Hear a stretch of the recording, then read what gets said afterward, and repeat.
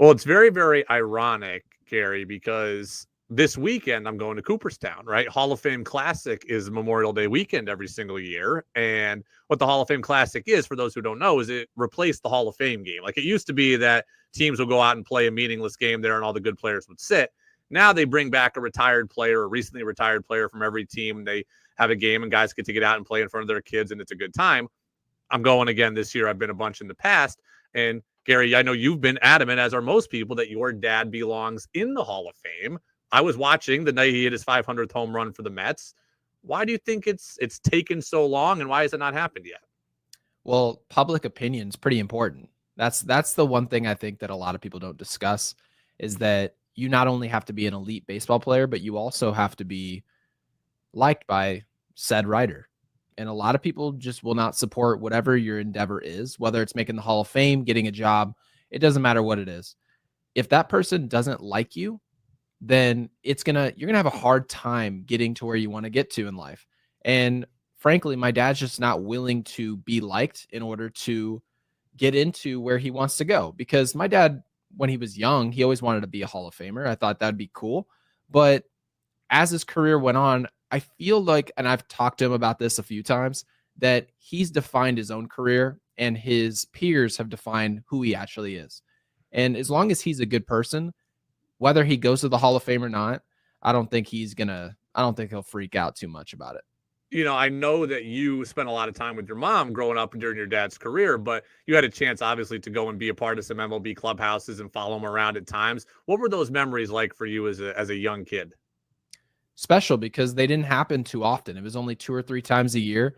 And I got an opportunity to understand my dad's craft, understand how much work he was putting into the game.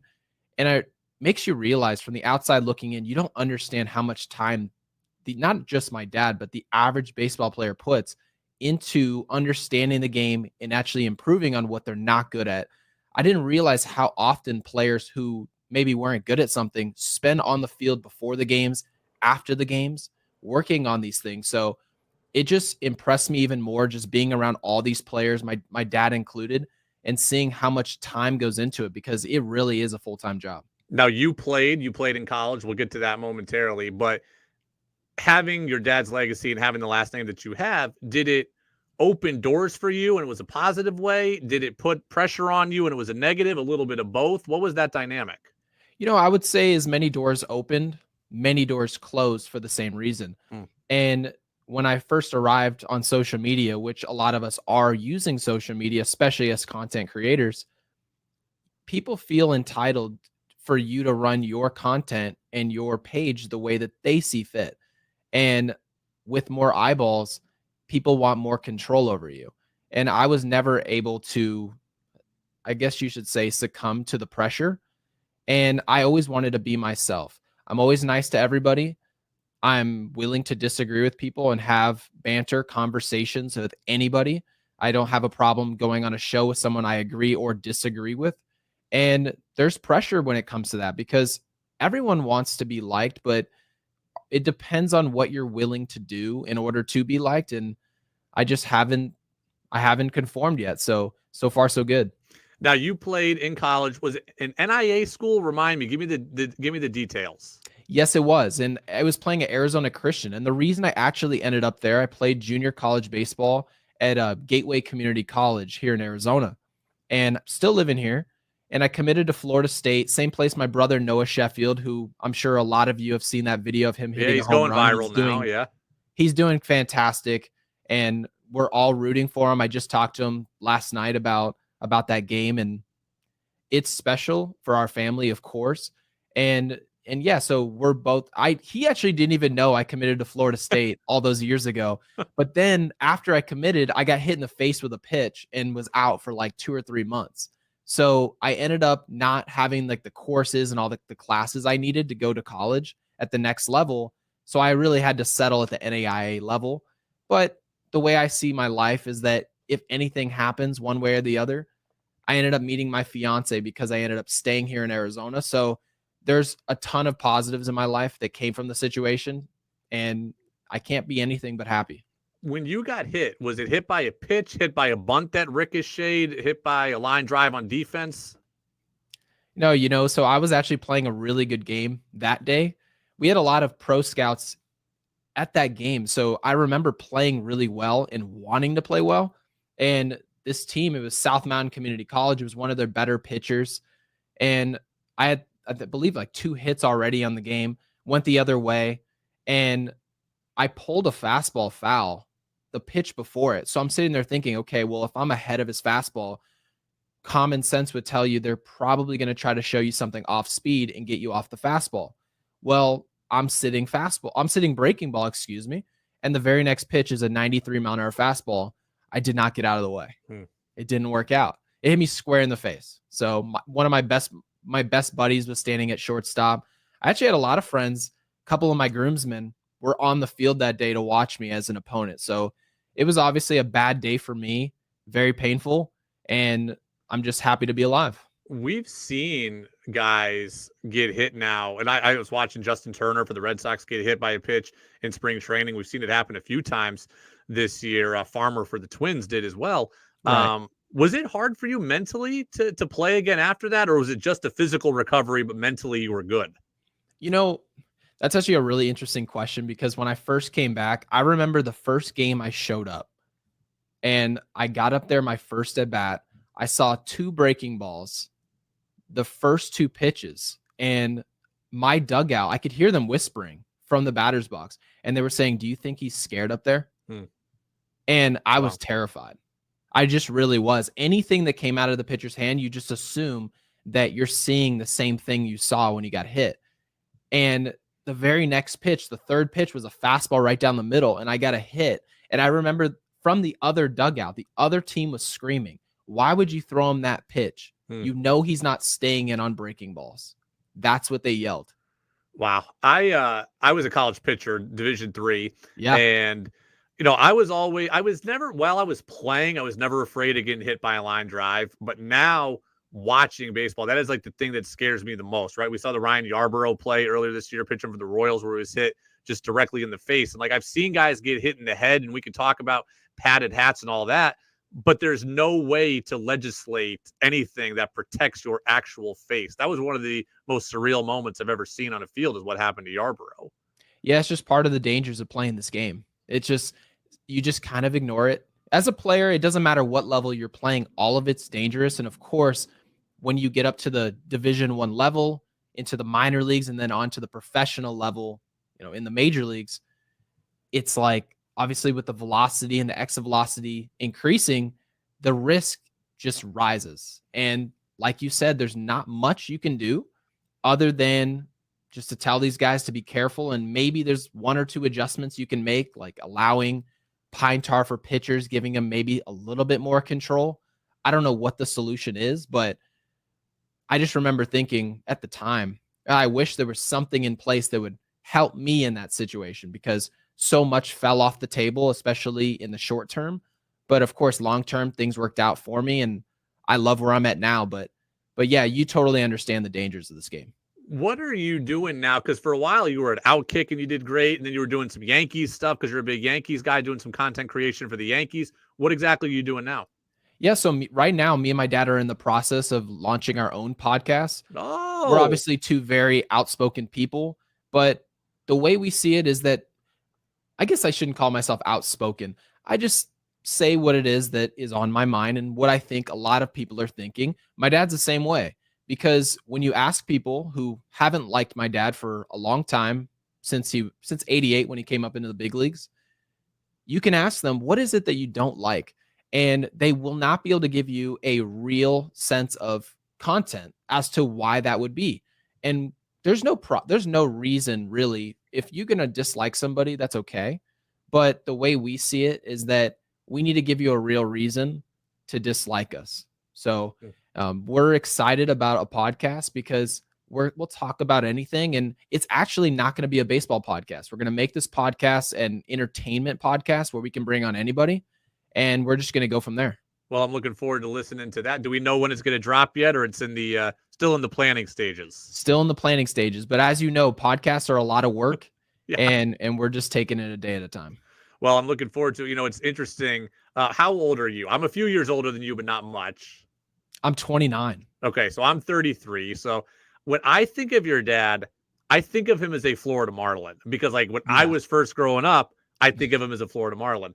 If you think of him as a Yankee, don't you now? Or do you think of him as a Brave, a Dodger? No, he's a Marlin. He's Oh, okay, actually good. said Oh, this all so many right. times to me.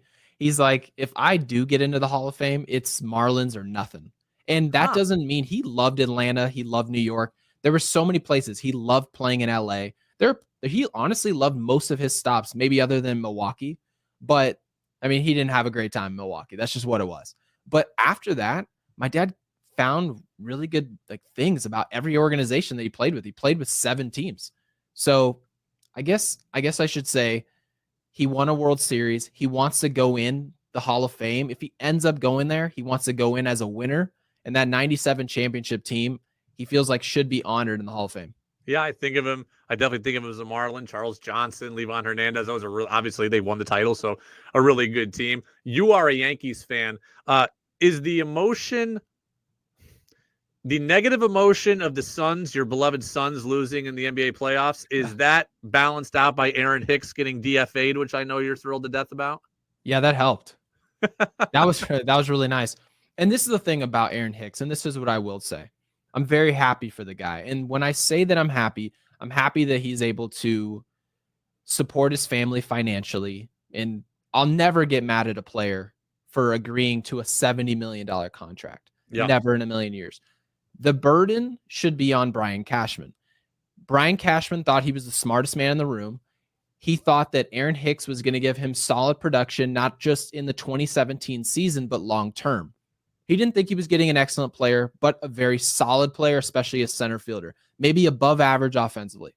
He wasn't that. So if that's what you're going to be, Brian Cashman should be able to own his mistake. This choice should have been made a couple of years ago, but the stubbornness of Cashman trying to get something out of his investment, I mean, that's what made this so much worse for me because I don't care about a bad contract. That's Hal Steinbrenner's money. But when you're playing a guy over his contract, that's when I start complaining. You know what's really interesting, and I've had this conversation on my radio show. I've had this conversation with people, and I don't know if we're different just because we're different. I don't know if we're different because of your dad's background. You've seen it more firsthand, but it's amazing how the general public, I don't know if brainwashed is the right word, but we've all become cognizant of things like value. And we've all been, we're all trying to create steals and we're all trying to get value. And you're someone who I've seen on social media really wants the Yankees specifically to go out and spend. And it's not really a big deal to you. Whereas I'm like, yeah, but if they spend there, they can't spend there and they got to get value here. And the farm system's this. It's interesting how the regular fan has been conditioned to think like these front offices think. Yeah, that's the amazing thing. And I can sympathize with those people who they're paying attention to what's a practical dollar to spend and what is not. That's not a dumb point of view. It's not a dumb take. It's something that you would say that you do yourself is you at least pay attention to if we're wasting money on a player, because sometimes you can always spend money, but sometimes you don't need to spend that money. I totally get it.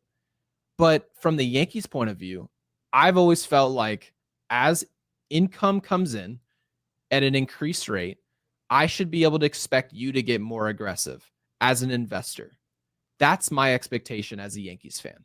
And when it comes to the New York Yankees, if there's a position in the field where we're clearly lacking and we do not have a plan in the farm system in the immediate future, you need to put your money where your mouth is. Take the money that we're giving you as fans, we're earning you as fans, and redistribute that into the assets on the field, and that'll come right back to you as an owner. So I've always said, I don't want to just spend just to spend, but if you don't have a remedy in the near future, then you leave me no choice but to ask.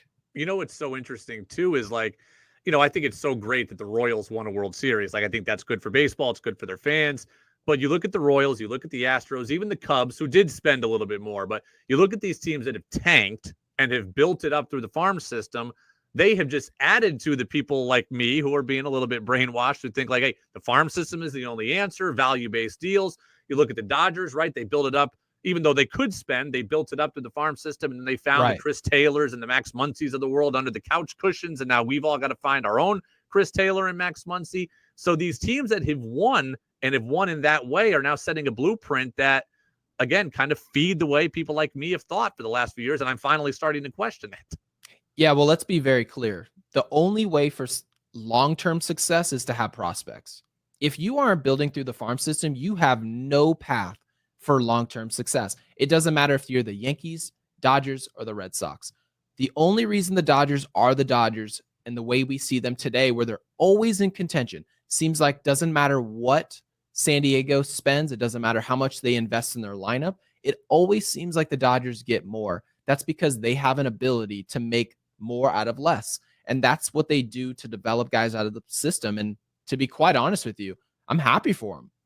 That's what you want out of your organization. It's what Seattle did with Rodriguez. It's what Seattle did with Kelenic in that trade, in furthering Kelenic's development, sending him back down to the minors, getting him his confidence, bringing him back up to the big leagues. And now you're starting to see the Jared Kelenic that we were both hoping to see.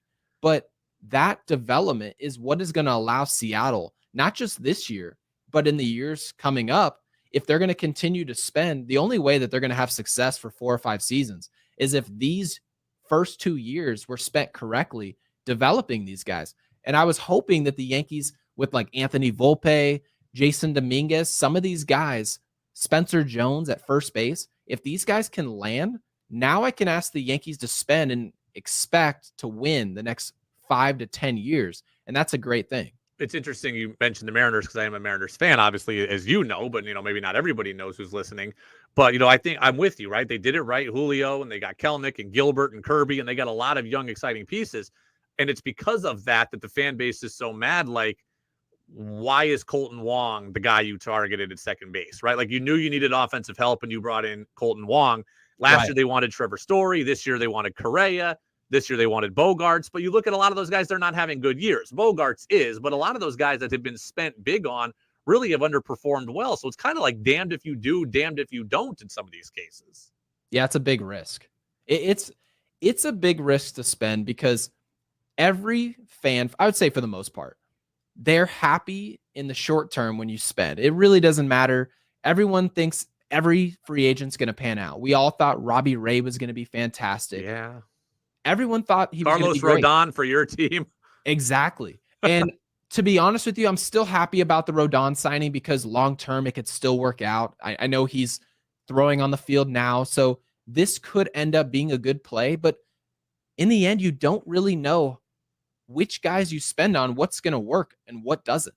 We just don't know. When we saw Aaron Hicks sign $70 million, everyone said, I probably wouldn't have done it, but I guess it's their money. And then 3 years down the road, we're all looking around asking ourselves, well, what's this guy doing to contribute offensively or defensively or on the base pass? Not much. So at that time, now the complaints come. So a lot of us, and that is the difficult part about being a Mariners GM or Yankees GM, we get to live as fans in hindsight. We say you shouldn't have done this and you should have done this. Should have signed Harper. You should have signed Manny Machado.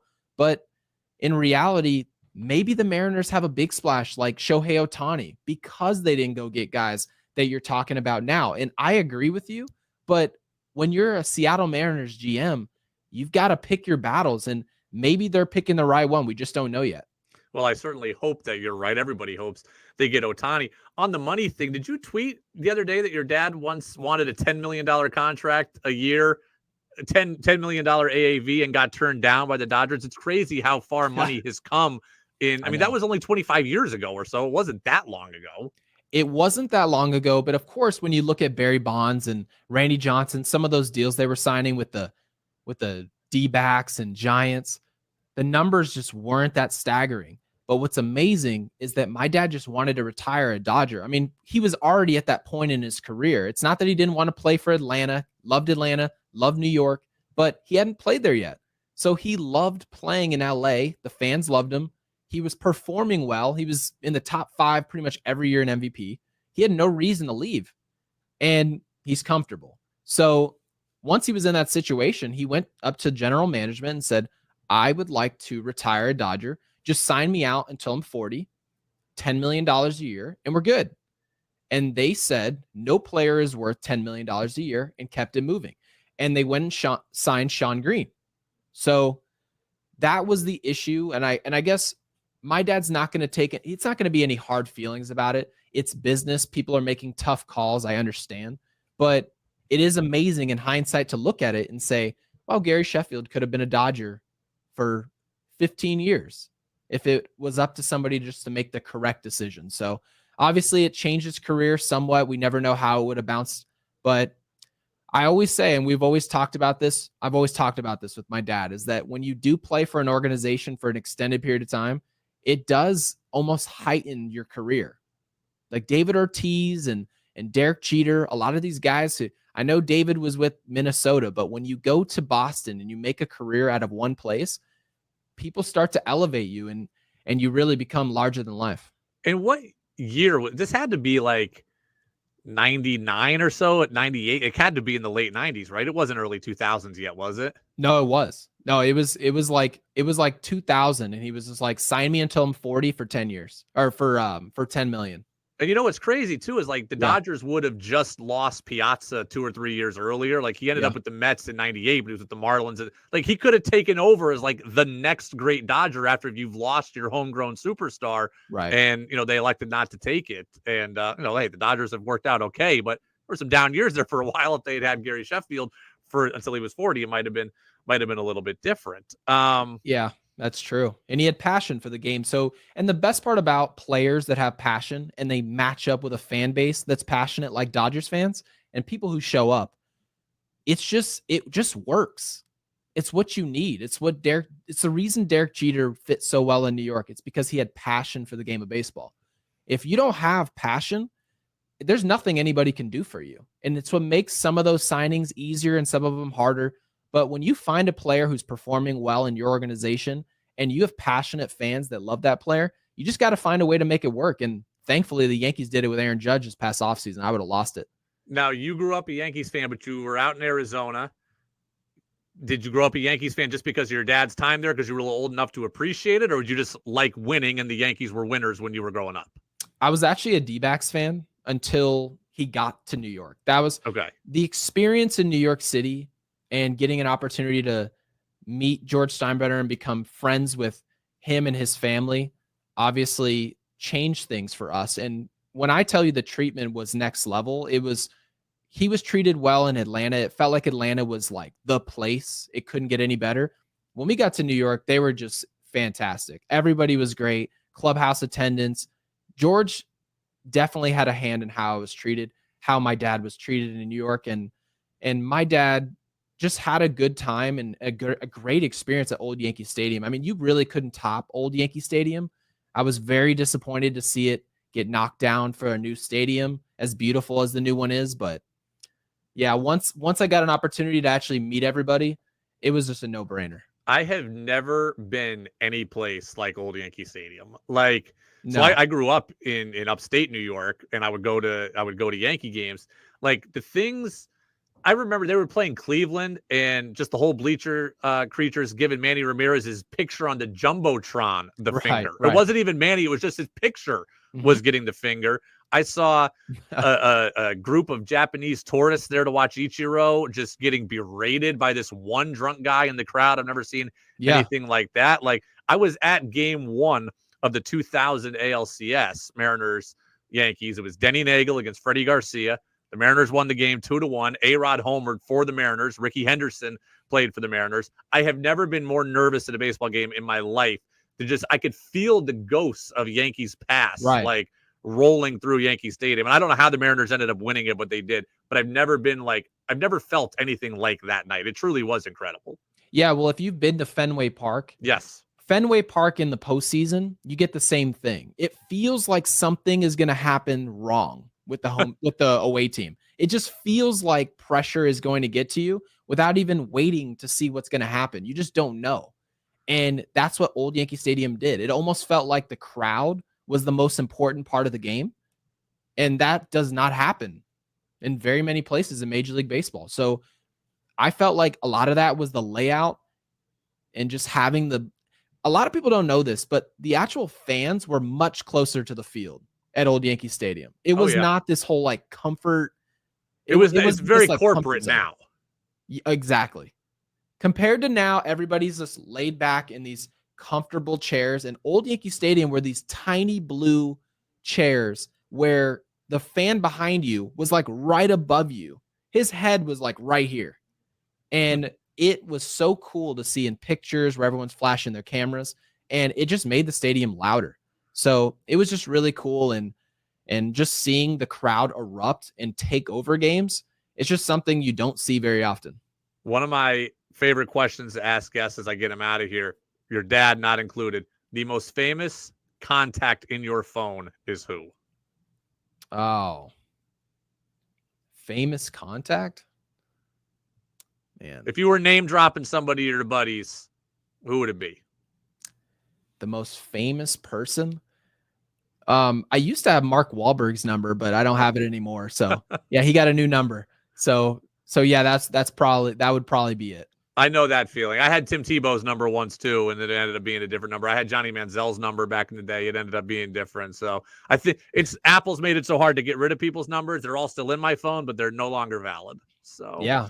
Thankfully, I've been able to keep the same phone number for a while. I think somebody like gave out my number when I got out to Twitter for the first time, and then I was like, "Yeah, I'm gonna have to sue you if you keep doing that," and it stopped, thankfully. So yeah.